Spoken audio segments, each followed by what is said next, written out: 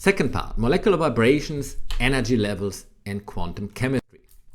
That is a quick reminder that a very simple model is that of the harmonic oscillators, two masses M1 and M2 connected by a spring with a force constant, which is reflecting the strength of the spring, K.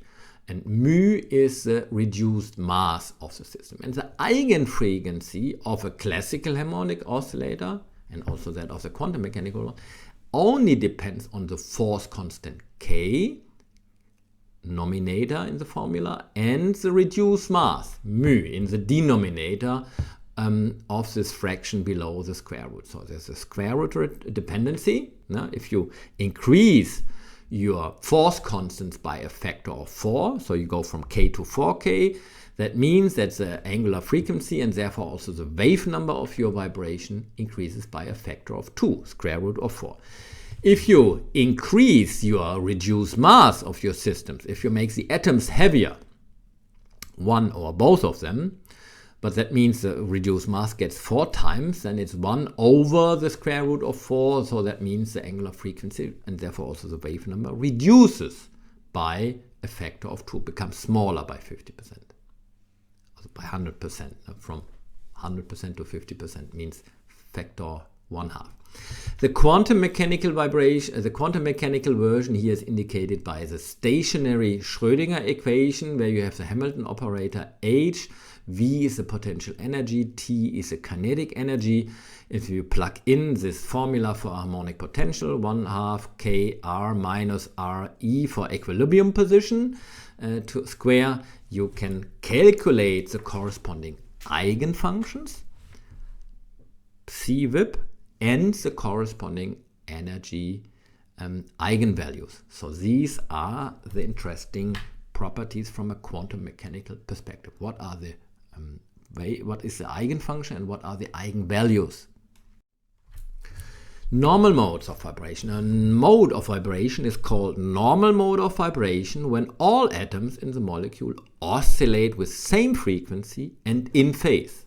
The center of mass must not change.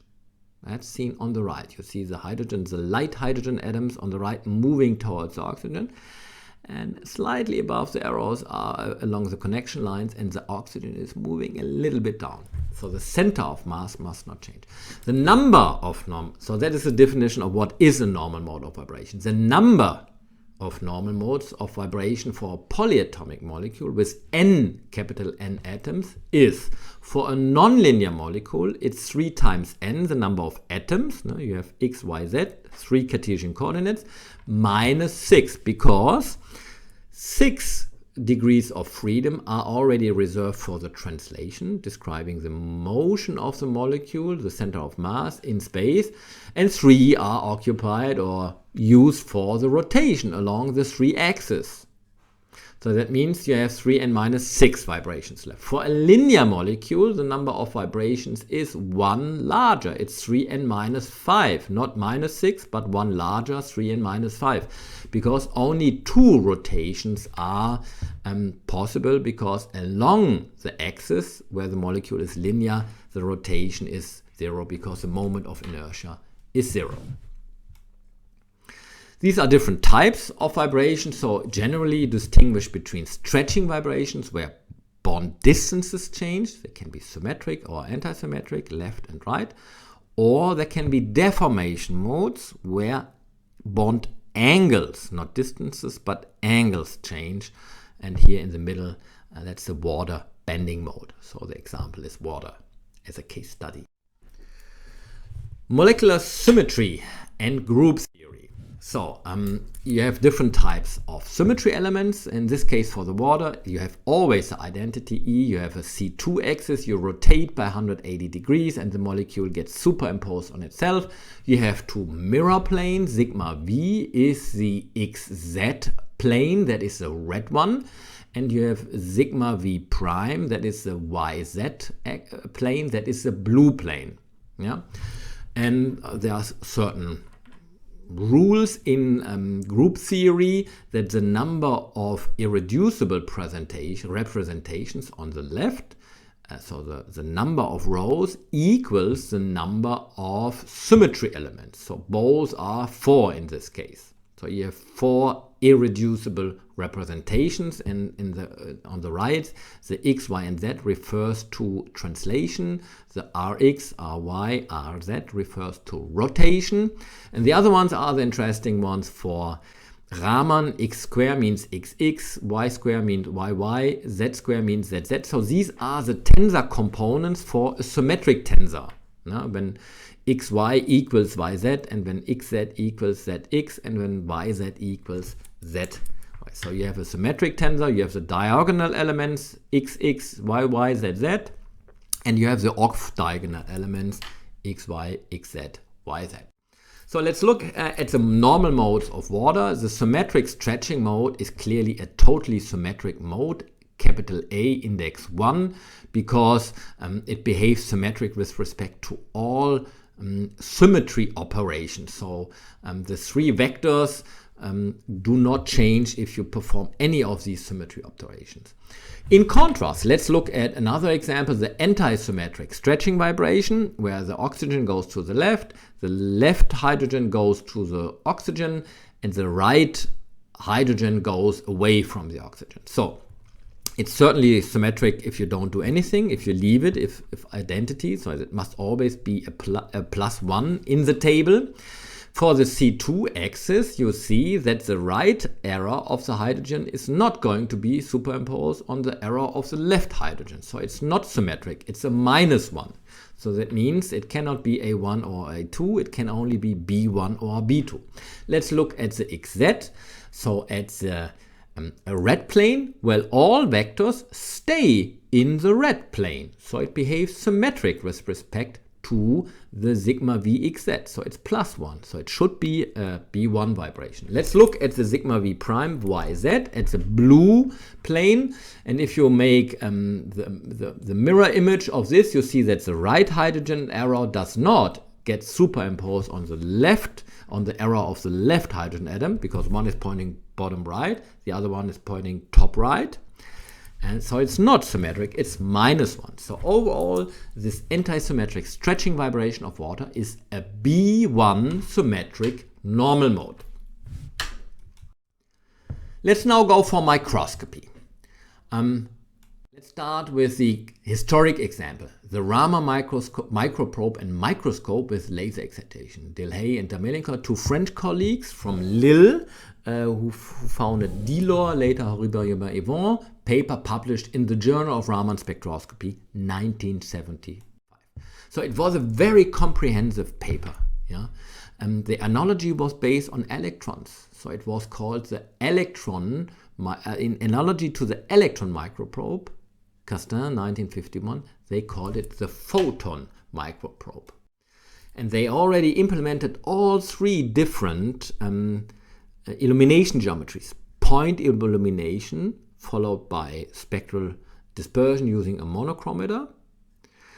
Line illumination with a multi-channel detector. At that time CCDs were not available, so it was a multi-channel, a so-called OMA detector. So they call it microprobe. And then number 3, the direct or global wide field imaging approach with a grating filter for selecting one selected spectral position. This is what they call the microscope. And this is one of the historic examples. On the top you see Rayleigh scattering. From crystals you can't tell the difference because the scattering from all crystals is the same. If you take the Raman images and look at 850 inverse centimeter, you see that the left and the bottom left half of the right crystal are chromate crystals because they show up at the chromate characteristic wave number peak at 850 inverse centimeter. In contrast, the ferrocyanide crystals show up the characteristic C and triple bond vibration at 2056 inverse centimeter, and that is identified as this top right portion of the large crystal. So that is one of the very first Raman images. In this case, not color-coded, but really just as black and white images. Let's move to more specialized Raman techniques, surface-enhanced and immunosurface-enhanced Raman scattering. So normal versus surface-enhanced Raman scattering. So This is the normal Raman scattering case where the intensity is proportional, the Raman intensity is proportional to the intensity of your incident laser field. So E modulus squared of your incident laser intensity. Now, if you place this molecule, in this case benzene, into the proximity of a gold nanoparticle, which can be excited as its resonance frequency, so where the conduction electrons oscillate at their characteristic eigenfrequency called plasma frequency, you get a near field enhancement at the, in this case, horizontal poles of the particle. And the source intensity is proportional to the incident intensity of your, at the incident frequency omega 0. But then as Raman scattering, Stokes in this case is generated, that can also excite a plasmon resonance, a localized surface plasmon resonance. It's also proportional then to the local electric field at the frequency shifted position, omega 0 plus omega Raman. So if these two are close to each other, so the vibrational frequency are normally relatively small compared to the laser excitation frequencies. Just recall this example, 500 nanometer is 20,000 inverse centimeter, and that is large compared to, let's say, a vibration at 1,000 inverse centimeter. You can approximate this by the famous E local to the power 4 rule. So that means if you manage to get a local enhancement of the electric field by a factor of 100 due to the presence of this localized surface plasmon resonance, so the presence of the nanoparticle induces a 100 times larger electric field.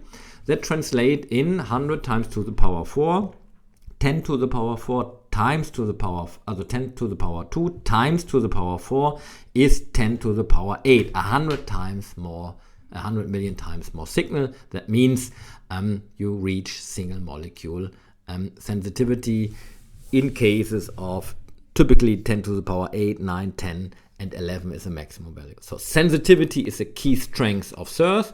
Another one is the surface selectivity. The dipolar scattering scales with 1 over the distance to the power 3 between the molecule and the nanoparticle surface. That taken to the power 4 yields 1 over distance to the power 12, and that indicates it's really strongly distance dependent. That means surface selective. So applications of SIRS, one of the most popular ones, label-free, detecting analytes in solution. Left, right, SIRS labels. You use reporters, reporter molecules on the surface of, for example, gold particles covered by a silica shell. Conjugate this to antibodies as target-specific recognition elements, and then you can do selective, protein selective imaging or detection. That is called immunoSIRS microscopy, and then the analyte detection is called immunoSIRS assays. Finally, CARS as a last technique. It's a nonlinear technique, so you have 2 lasers, not just one as in Raman. You use a second laser, a Stokes laser. The frequency difference between pump P and Stokes laser S is tuned to a vibrational resonance. So it's a stimulated Raman process taking place that can be probed with a third photon from the pump laser, and then in a 4-wave mixing process, the anti-Stokes Raman scattering is generated in a coherent matter. So it's a laser-like signal. So you have energy conservation, energy diagram, and momentum conservation. In a macroscopic measurement in a cuvette, you have to consider this phase matching condition using, for example, a folded box cast geometry. In microscopy, it's a bit relaxed because of the tight focusing, because of the high numerical aperture of the microscope objectives used, so that you can also do it in a collinear fashion. So pump and Stokes overlaid over each other. It's particularly useful, for example, for identifying lipids in cells. You tune to the CH stretching vibration of the aliphatic chains in lipids, and that means you have a label-free way of identifying lipids. At the very end, recommendations for further reading, a good starting point for beginners, molecular spectroscopy from Benwell and McCash. Then a bit more specialized with many details, calibration, etc. Raman spectroscopy for chemical analysis, McQuarrie.